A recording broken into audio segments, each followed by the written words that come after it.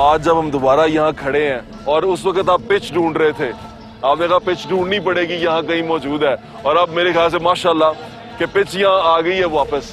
کیا کہیں گے آپ؟ دیکھیں, آپ کو یاد ہوگا کہ یہی وہ جگہ ہے ہاں کہ جہاں پر ہم تلاش کر رہے تھے کہ پچ ہے کہاں, آپ کے ساتھ اور میں ہم اور ڈھونڈ رہے آج یہ الحمدللہ بہترین ابھی کورز ڈلے ہوئے ہیں, ہاں. اور ایک بہترین انٹرنیشنل لیول کی پچ موجود ہے. نہ صرف پچ ہمیں نہیں مل رہی تھی بلکہ اس گراؤنڈ میں 3-3, 4-4 فٹ اونچے سرکنڈے اگائے ہوئے تھے. بالکل ایسے ہی ہے, وہ ویژول چل رہے ہیں ساتھ. اور یہ وہی جگہ تھی کہ جہاں اپریل 2018 میں پاکستان ٹیم میچ کھیل کے گئی تھی. بالکل ایسے ہی ہے. لیکن اس اسٹیڈیم کو, اس میدان کو سیاسی انتقام کا نشانہ بنایا گیا, اور 4 سال نہ صرف یہ کہ اس کو فنڈنگ بند کی گئی بلکہ مینٹیننس بھی نہیں کی گئی. ٹوٹ پھوٹ بھوت بنگلہ آپ نے تو میں دیکھا. 2 دفعہ آیا یہاں پہ, 2 شوز کر کے گیا, اور مجھے یہی احساس میں ہوا. آپ کا بہت شکر گزار ہوں کہ آپ نے اس ایشو کو ہائی لائٹ کیا, جس سے لوگوں میں اویئرنیس پیدا ہوئی. اور اسی طرح وہ سامنے ہاکی اسٹیڈیم میں آپ نے ایسٹرو ٹرف دیکھی کس طرح ضائع ہوئی تھی. تو اب ہم نے اس کا مرحلہ وار بحالی کا پروگرام بنایا. پہلے مرحلے میں یہ کرکٹ اسٹیڈیم کو ریہیبلیٹیٹ کیا ہے, اب باقی بھی انشاءاللہ کریں گے. لیکن بٹ صاحب, جو سب سے بڑا دکھ ہے وہ منصوبہ جو 3 ارب روپے میں مکمل ہو جانا تھا, جی بالکل ایسے اب اسے پورا کرنے کے لیے 5.5 ارب روپے لگیں گے. آپ مجھے بتائیں کہ یہ 2.5 ارب روپیہ کیا میں عمران خان سے وصول کروں یا justice Javed Iqbal chairman NAB سے وصول کروں؟ یہ پاکستان کی ٹیکس پیئرز کا پیسہ ہے نا. بالکل ایسے ہی ہے. کیا آپ نے سوچا ہے اس کے بارے میں؟ اس وقت بھی آپ سے یہی پوچھ رہا تھا کہ کیا آپ نے سوچا ہے اس کے بارے میں کہ لیگل کاروائی کوئی کریں آپ اس کے اوپر, یا کیونکہ ایک پریزیڈنٹ تو سیٹ ہونا چاہیے کہ اس طرح کی تکلیف ہم نے جب اس منصوبے کی ریویژن کی منظوری دی, چونکہ نیسپاک نے اور کنسلٹنٹس نے یہ تمام نقصانات کا جائزہ لے کر تخمینہ لگایا تھا, تو جب اس نظر ثانی شدہ تخمینے کی ہم نے منظوری دی تو ساتھ ہی CDWP جو فورم ہے اس نے یہ آبزرویشن دی کہ منسٹری آف IPC کو اس پر نیب کو ریفرنس بھیجنا چاہیے کہ جو لوگ ذمہ دار ہیں ان سے ریکور کیا جائے. یہ تو بہت اچھی بات ہے. میری نیک تمنائیں آپ کے ساتھ ہیں. اور مجھے بتائیں کہ آپ کا جو دوسرے پنجاب کے اسی طرح کے سپورٹس کمپلیکسز ہیں جو اسی طرح برباد ہوئے, اور بہت سارے ایسے پروجیکٹ جو برباد ہو چکے ہوئے, ان کو ریہیبلیٹیٹ کرنے کے بارے میں آپ سوچ رہے ہیں؟ جی, سب کے لیے دیکھیے کھیلوں کی ریہیبلیٹیشن اس وقت ٹاپ پرائرٹی ہے. وہ اس لیے کہ پاکستان ایک ینگ پاپولیشن ہے. بالکل. ہمارے یوتھ کو اگر ہم کھیلوں کے مواقع نہیں دیں گے, ان کو کھیلوں کی اپرچونٹیز نہیں دیں گے, تو وہ کیا کریں گے؟ وہ کمروں میں ویڈیو گیمز پہ بیٹھے رہیں گے, وہ کرائم میں جائیں گے, وہ نشوں میں جائیں گے. تو اس لیے اس وقت پاکستان کے مستقبل کا تقاضا ہے کہ ہم نوجوانوں کو جہاں ایجوکیشن اور سکلز دیں, وہاں ان کو انٹرٹینمنٹ کے لیے کھیلوں کے میدان دیں. چلیں, یہ تو بہت سی بات ہے. آپ کی موجودگی کا فائدہ اٹھاتے ہوئے یہ بتا دیں, آپ مذاکرات کے حق میں ہیں اور آپ کو لگتا ہے کہ مذاکرات آگے بڑھیں گے؟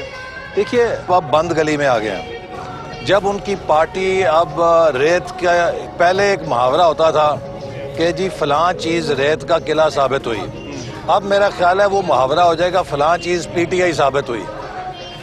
اچھا. تو جس تیزی سے ایویپوریٹ ہو رہی ہے. بٹ صاحب دیکھیے, یہ وہ لوگ ہیں جو قوم کو کہتے تھے ہم انقلابی ہیں, ہم انقلاب لائیں گے. ٹھیک ہے. آپ نے تاریخ پڑھی ہوگی, کیا تاریخ میں اس طرح انقلاب آتے ہیں کہ 2-2 دن, ایک دن کی گرمی سے چیخیں نکل جائیں, آپ کو مقدموں کا سامنا کرنا پڑے, آپ ویل چیئر پہ آ جائیں, آپ اسٹریچر پہ چلے جائیں, آپ آکسیجن کے ماسک لگا لیں. ایسا نہیں بات صاحب, میں نے آپ کو دیکھا ہے عدالت میں پیش ہوتے ہوئے سوٹ پہن کے, کپڑے اچھے پہن کے. آپ کو کیا جو جیل تھی وہ اچھی ملی تھی یا آپ کا ٹریٹمنٹ اچھا کرتے تھے؟ کیا فرق کیا ہے آپ کے اور ان میں؟ یہ تو 2 دن میں ان کے چہرے اتر گئے. میرا اور شاہد خاقان عباسی صاحب ہم کٹھے تھے, کنٹمپریریز ہیں, کلاس فیلو ہیں جیل کے. اچھا. ہمیں اس سیل میں رکھا گیا تھا جو جیل کا بدترین سیل ہوتا ہے, اسے کہتے ہیں سزائے موت کے قیدی کی چکی, جہاں پہ ڈیتھ سینٹینس کے پرزنرز کو ان کی سزائے موت سے پہلے رکھا جاتا ہے. یہ بھی ایک نفسیاتی ہتھ کنڈا تھا کہ وہ ہمیں خوف زدہ کریں, موٹیویشن ڈرائیو کیا تھی آپ توڑیں. دیکھیے, جو موٹیویشن اور ڈرائیو ہے نا, یہ آپ کا یقین ہوتی ہے. اچھا. اگر آپ کو اپنے نظریے پہ, اپنے پاتھ پہ یقین ہے, وہ آپ کو اتنا پازیٹیو انرجی دیتا ہے کہ آپ انڈیور کر لیتے ہیں. یہ سارے لوگ جو ہیں, ان کی 2 موٹیویشنز تھیں. ٹھیک ہے. یا یہ کلٹ فالوورز تھے, پرستار تھے اس کے, یا یہ آخری وقت میں پکڑ دھکڑ کے شامل کیے گئے تھے, مہمان اداکار تھے. ٹھیک ہے. لہٰذا مہمان اداکار بھی چلے گئے, اور جو کلٹ والے تھے جو ہی تھوڑی سختی دیکھی ان کا نشہ چکنا چور ہو گیا.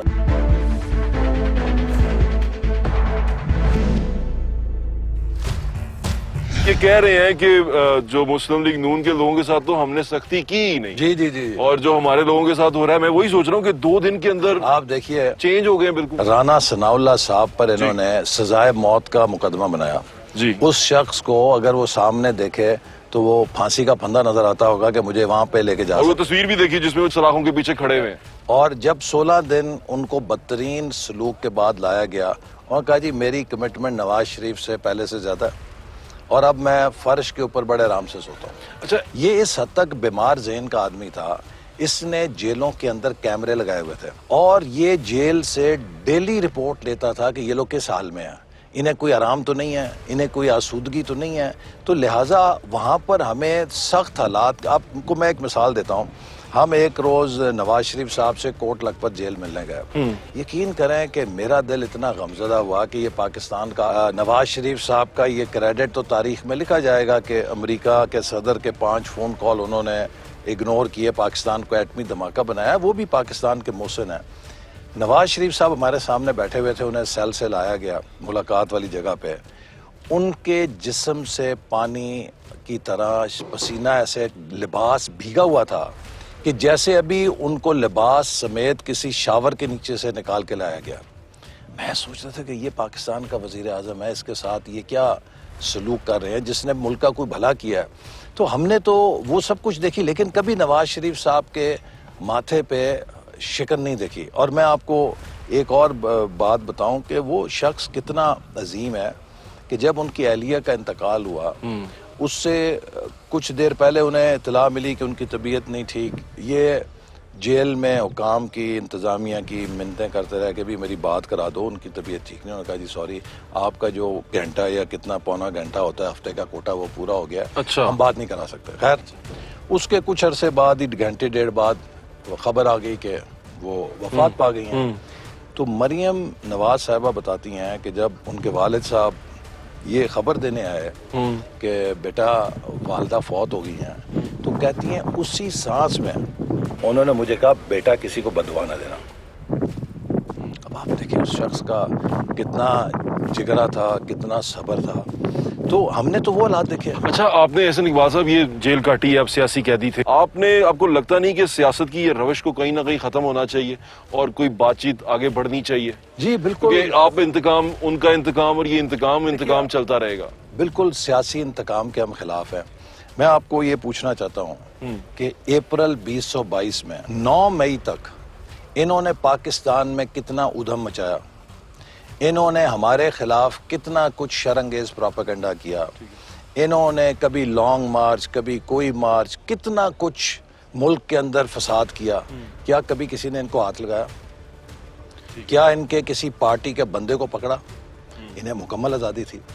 لیکن 9 مئی کو جو ہوا ہے اس کا تعلق سیاسی آزادی سے یا انتقامی سیاست سے نہیں ہے. ٹھیک ہے. یہ ریاست کی ریڈ لائن انہوں نے کراس کی. ابھی آپ کو میں مثال دیتا ہوں کہ امریکہ میں کیپٹل ہل پہ جب ٹرمپ کے حمایتیوں نے حملہ کیا تو ابھی انہوں نے اس کے ماسٹر مائنڈ کو شاید 18 سال کی سزا دی ہے. جی بالکل ایسے اسی طرح انہوں نے اس کے بعد 1000 سے زیادہ لوگوں کو گرفتار کیا, سب کے خلاف مقدمے چلائے. برطانیہ میں جب بلوا ہوا تھا, وہ مشہور چند سال پہلے ڈیوڈ کیمرون کے حکومت تھی اور بلوائیوں نے آگیں لگائیں, 1000 سے زیادہ لوگوں کو انہوں نے پکڑا, 24 گھنٹے عدالتیں چلائیں, راتوں کو بھی عدالتیں لگا کے ان کو سزا دے کے جیلوں میں ڈالا.